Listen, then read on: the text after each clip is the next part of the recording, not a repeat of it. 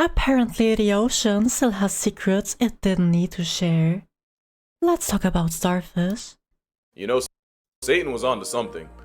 Just not sobriety, when he let his sketchbook get uploaded into the ocean. From a breast-stroking body snatcher to a semi-sentient sarlacc pit, the greatest trick the government ever. Well, I just wanted to say I love sea creatures and they're so pretty and special. When I see the first underwater flap whatever that was, and the second thing I see is just a slime ball with fucking teeth. Why would you do that? Pulled was stacking billions on billions of dollars expanding.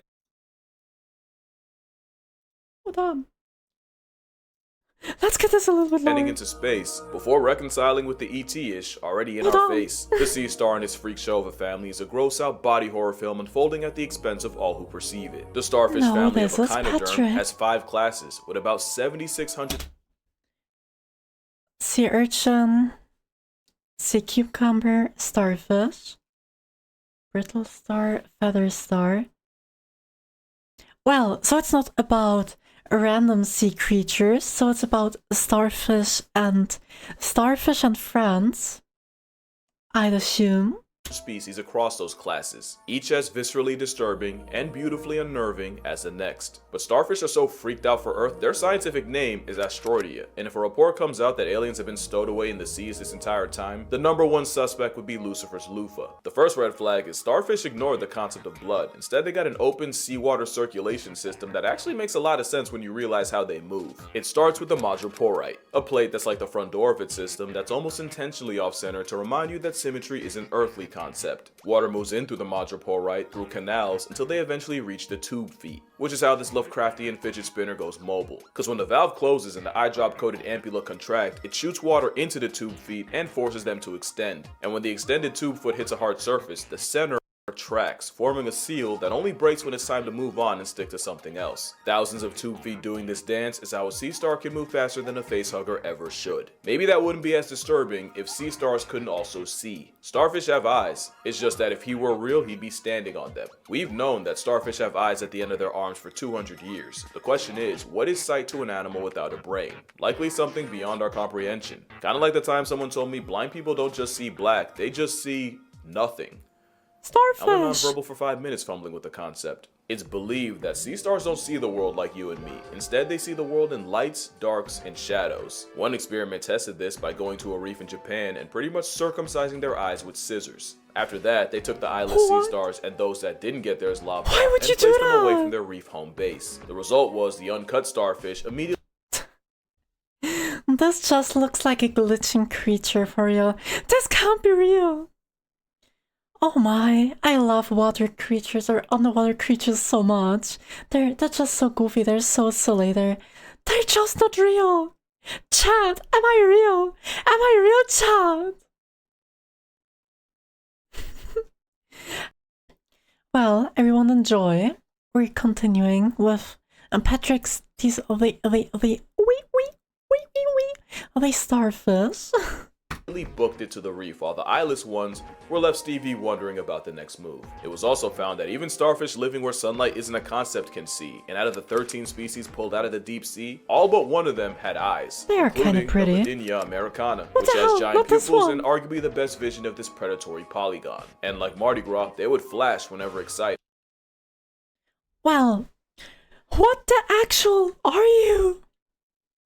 Except instead of flesh, they'd flash light. In fact, some deep sea stars are bioluminescent, and many believe that this brainless mess of impulses can communicate through that light. Now let's talk about that lack of a brain, because that honestly makes everything Satan Squishmallow does creepy. Look, Mom, a star! This is definitely not the kind of star I was looking for. Instead of a brain, the sea star has a tangled ring of neurons that link signals coming from the arms. But the thing with starfish being brainless is, there is no grand central station for signals. Everything's localized, and signals can start from anywhere. Once one arm decides to move, that moment it becomes the dominant arm, with all the other ones following its lead. Speaking of arms, they don't always stop at 5. The Antarctic sunfish can have up to 50. It's a democratic hive mind that transcends past the need for thought. Sea stars are like aliens that have been hiding in our faces for 500 million years, and the only thing we have in common is as deuterostomes, both starfish and people start life the same way they live most of it. as an asshole. And there's no time a starfish identifies more than it That's eats. so valid. Because the way they feed was straight up ripped out of a scene from Meat Canyon. The best way to describe how horrific nature made this bottom feeder is to describe what it's like to be hunted by one. Imagine minding your business when an almost animatronic manifestation of greed pulls up on you and slaps an arm on your face, before then using hundreds of suction cup tube feet to pull your jaws apart and force your mouth open. And not only are starfish way stronger than they should be, your jaw would get tired before he does, and the moment your muscles give and allow half a millimeter of an opening, the starfish would Wait, you want to tell me a starfish would win the 1v1 against me? Oh, okay, maybe it's not that hard of a fight for the starfish due to the situation that I am allergic to saltwater, and I probably already lost the fight the moment I enter his territory. But besides that thing wins in 1v1. That's some crazy work. then casually eject its stomach out of its mouth and shove it down your throat, just to release enzymes to cook you alive and basically digest you from the inside. You'd probably scream if you didn't already get your lower jaw dissolved. The last thing you'd see is the external stomach blanketing you in a corrosive embrace before dragging you back to its gaping maw with the now half-digested concept of you. The sea star is the apex predator of a Stephen King wet dream that'll eat mollusks like mussels and clams. And like I said, that involves using brute force to divorce the two halves of the shell until the muscles give out, which might just make it the worst persistence hunter, cause imagine playing tug-of-war with an animal with no working concept of tired and where giving up just 1/10 of a millimeter can get your insides turned into soup. And we're talking about a predator that'll spend not just hours, but days pulling a clam apart. They'll also eat sponges like they're coral cotton candy, and I don't think the implication even needs to be explained. In fact, Patrick would have murked SpongeBob, his family, the kid they raised. I don't know if Buddy got a name, but he would have got packed up too. Wait. Their only chance would be What kind of lore did I miss? I wasn't too deep into SpongeBob lore, but what the actual... Wait, what? Did I miss out on something over here? Did I miss something? Gary using family ties to try and put a hit on him, with the giant Pacific Triton being one of the few animals able to prey on the crown of thorns starfish. But starfish will prey on anything that ain't nailed down, and as part-time scavengers, they'll also remove the dead like a garbage disposing Jabba the Hutt. A mother octopus's prize for loving her kids almost to death is a starfish dragging her off to a certain one. Starfish are also common predators to other starfish. Well, welcome to Cannibalism, chat. Hi Nissan, hi, how are you doing? Welcome in. As this one is now finding out at the arms of a sun star. They're different species, so technically not cannibalism. Some owls eat other owls, and some cats cook other cats. So a sea star dissolving another star isn't cannibalism, unless they're the same species. Which they also do, by the way. Two researchers wanted to find out just what would happen if a bunch of baby sea stars were introduced to a possibly predatory crab. They never would, because the sea stars started eating each other before the crab even got involved. Imagine the Joker pulling up to find the hospital already got leveled by a receptionist. There's a good chance this friendly fire is how a starfish can even the odds when they're just one of millions of eggs that get spawned. Because an animal with no conscience is physically incapable of finding a to give, which is why the Australian government had to go to war against them. Yeah, sure, chat. It's always Australia. It's always Australia. Why is it always there? Free me from this, whatever. Why? Yes, they do eat each other. They all eat each other. They're like pelicans, just on the water, and fucked up aliens. Why would they do that? No, to be honest, Australia is a really pretty place. It's really nice there. But all the creatures that lurk around Australia are just monsters. Some of those creatures just shouldn't be real. Well, we sidetracked from alien starfish Patrick Star to driving over a bad person. This was quite a sidetrack. Not gonna lie. Let me go back to starfish's chat. It'll never not be Australia. The crown of thorns starfish is an unhinged pincushion that has been eating the literal life out of reefs. The Great Barrier Reef is one of the most biodiverse spots on the planet, and in the last 30 years, 42% of its coral has disappeared because of the devil's tiara. The response was over 250,000 thorn demons were perp walked off the census, with them getting one shot of vinegar. Apparently, vinegar has a 100% kill rate against a starfish, and just one injection causes them to fall apart. It means one shot of vinegar can do what used to take multiple injections. Well, chat. Alright, if you ever get into trouble, if you ever have an argument, a bad one, if if JK was a starfish.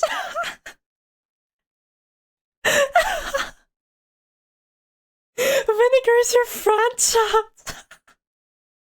Oh my, Lutz, you have to cut this out. But chat, you got me, chat.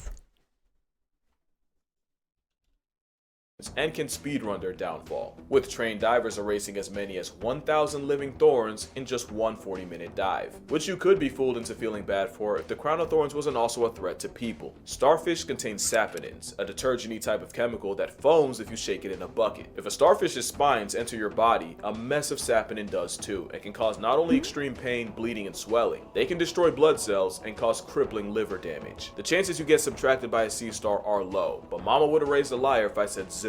In 2014, a woman was struck by a crown of thorns and died 13 hours later of anaphylactic shock. A death where her throat closed in and suffocated her, her liver looked like 6 rounds of alcoholism, and a hemorrhage led to blood leaking into her lung air sacs. So yeah, the crown of thorns is like an ocean lanternfly. Their potential is worthy of the same treatment. Well, maybe not, because we've microdosed the world without starfish. Let's not step on starfish then, right? One of the all-time creepiest diseases has been massacring the starfish population so bad that even other animals are catching strays. Sea star wasting disease starts with a starfish seemingly starving itself and managing to seem even more lethargic than usual. That's when the white lesions start forming all over the starfish, followed by the tissues melting around the lesion. At this point, the star's water vascular system fails as the victim deflates. The starfish becomes No.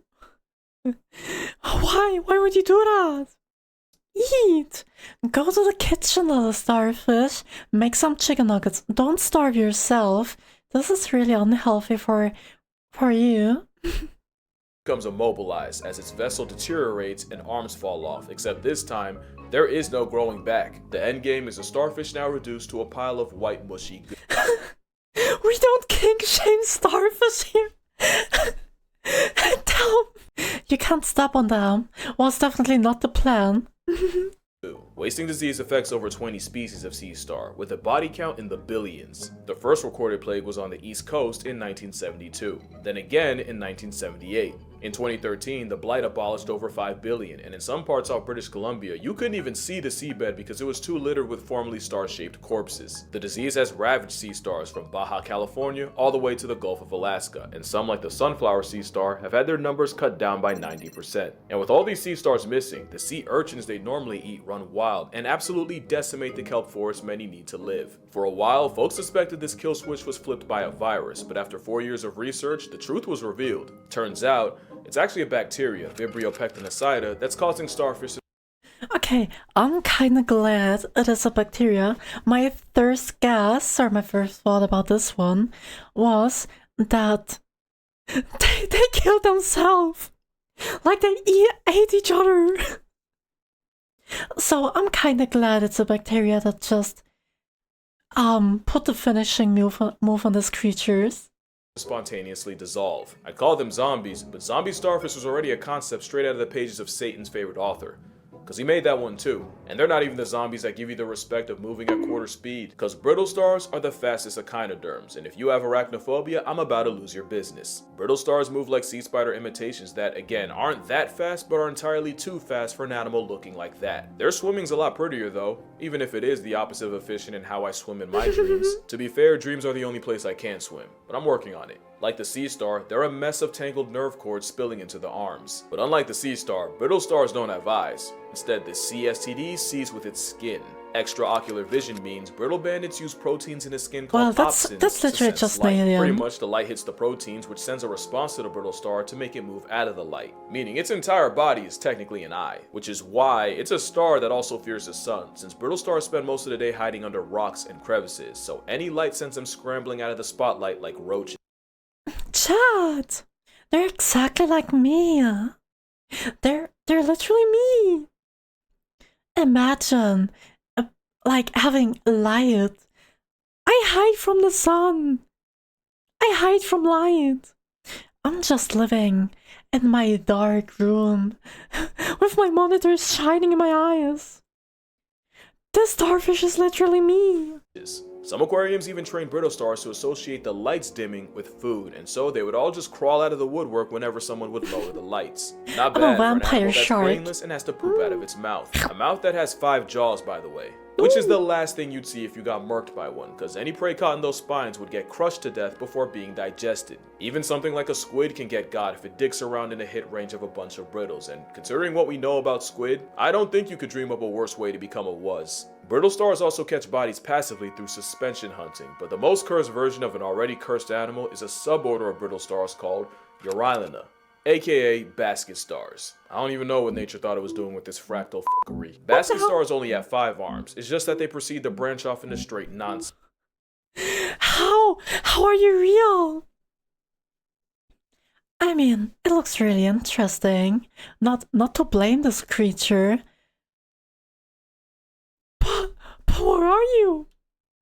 Arms lined with hooks and spines, and when they catch something alive, it'll wrap its arms together and form a basket around its prey. After which, the semi-sentient spiderweb uses tube feet to work the creature entombed in mucus and spines towards its sarlacc pit of a mouth. It's basically getting eaten alive by a bush. A bush that can move, mind you.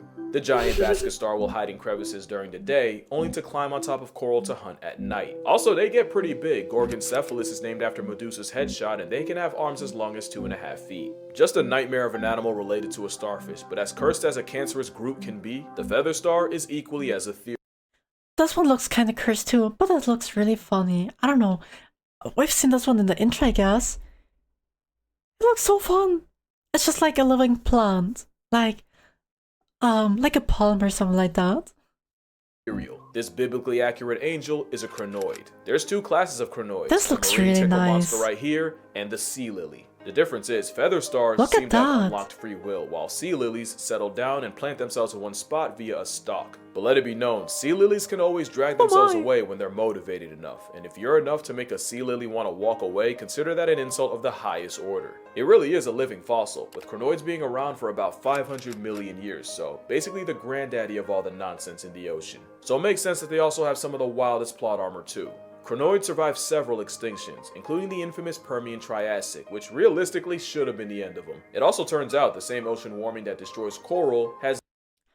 Those ocean creatures are so interesting. I don't know, I love it. I love these ocean creatures, they're kinda cool.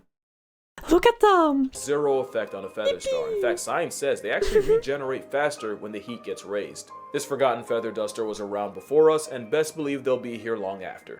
Okay, this one is kind of funny to see, and it looks kind of nice, but if I'm honest, if this creature is like laying on the floor or like on the ground and is chilling there, and I'll swim there and be like, oh damn, look, underwater plant, and it starts pulling this move. And yeah, their arms can I start regenerate, crying. and some can have up to 150 on standby, which they need because the feather star also has a lot of groupies, but in If this they case, touch the me, star's the one getting I'll just screwed. kill myself. There are animals whose entire Instant. personality is mooching off a feather star, and they even evolved to have the exact same color. Once one of these ride-alongs find their feather, they feed on it, either by chewing on its infinite food glitch in the form of arms, or by feeding on its feces. It's a muse, fresh out the pages of Dr. Seuss, with relationships almost as toxic as his marriage. If you know, you know. Why are One you fish, so 2 silly? fish, dead fish, new fish. Except we're not talking about fish, and I will not be elaborating further. But the feather star doesn't have it nearly as bad as a sea cucumber. Hint, they look like what they eat.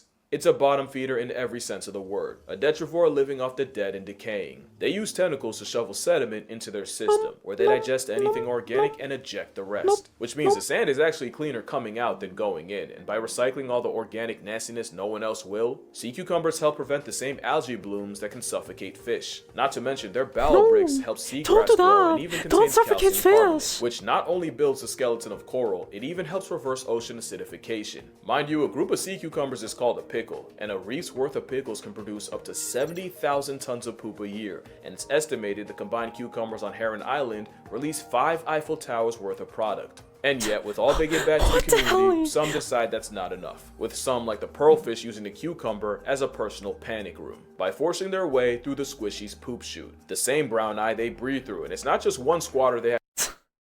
Well, some creatures are interesting. The ocean is a place of aliens and creatures that are just special. Have to deal with. One cucumber can have 15 pearlfish packing its prostate. I mean, what's he gonna do about it? He ain't got no hands. What they do have are teeth. Yeah, that's not its mouth. The other form of self-defense involves violently ejecting the bowels out of the cloaca and respawning the organs they sacrifice in a spectacle called visceral regeneration. But they can be trigger happy. Some cucumbers butt confetti themselves if you pick them up too fast. Oh, also, sea cucumbers aren't terminally grounded. Some can fill themselves up with water and fly through the water column, covering almost 60 miles in a day. The headless chicken evolved water wings to take flying literally. Probably the closest to cute a sea cucumber's capable of. Or at least it would be if I didn't also just remember sea pigs are a thing. But none of that changes the fact that sea cucumbers get violated so regularly that nature had to spike stripe their sinkhole down south, which the sea urchin somehow decided it wanted for its mouth. The sea urchin's teeth are self-sharpening, and they use it to scrape algae from rocks. Without them, that algae would smother coral and kill it, along with anything that depends on it. Which is surprising, because most would swear sea urchins only exist to f with the natural order. Imagine being so universally hated, you give clout to other animals just by them murking you. Whether you have the pretty privilege of an otter or the personality of a wolffish, you can make an honest name for yourself off clapping urchins for a living. It seems no one likes a sea urchin, but what if I showed you what's beneath the spines? Does this do something for you? That is a sea urchin skeleton, No, that also doesn't help referred at to all. as a test, and let it be known the test has failed, I still feel nothing. Well, I do feel pity, because many suffer from underwater alopecia, where a parasite can cause their spines to fall out, and as someone who's a few follicles away from a first-class flight to Turkey, that's tough. But sea urchins don't get smacked by life and just take it. They have one of the most unhinged forms of self-defense. They'll eject their jaws and launch them like a projectile. Pedicelaria are tiny, wrench-like pinchers. Nope, now of me. I'm out, Chad. I'm so out. I'm never entering water again. I am so glad I'm allergic to salt water. I'm gonna be for real. Free me from these creatures. That scientists thought were parasites because they can fully move on their own. Instead, some urchins release a cloud of these mobile jaws that can home in on a predator and release venom if they penetrate past the skin. This spike ball releases hundreds of tiny, self-functioning jaws laden with toxins, which is a lot better than being a cucumber blowing your own back out. Echinoderms are aliens that missed their return flight and have been figuring out life ever since, and without them, the ocean would be a nastier, poopier, more acidic, lower pH place. So the real horror movie would be the world without them. And on that note, that's going to do it for this video. Drink water, hug your mother, don't touch starfish, they can't consent. Tell your Yes, Chad. Don't touch starfish. Don't step on starfishes. They can't give consent. It's maybe dangerous for yourself.